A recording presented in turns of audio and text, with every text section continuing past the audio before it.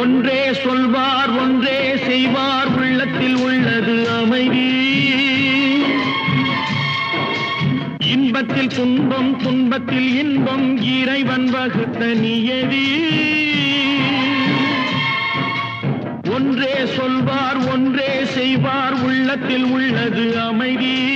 இன்பத்தில் துன்பம் துன்பத்தில் இன்பம் இறைவன் வகுத்த நியதி.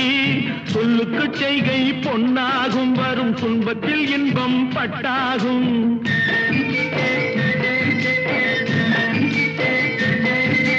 சொல்லுக்கு செய்கை பொன்னாகும் வரும் துன்பத்தில் இன்பம் பட்டாகும். இந்த இரண்டு கட்டளை அறிந்த மனதில் எல்லா நன்மையும் உண்டாகும், எல்லா நன்மையும் உண்டாகும்.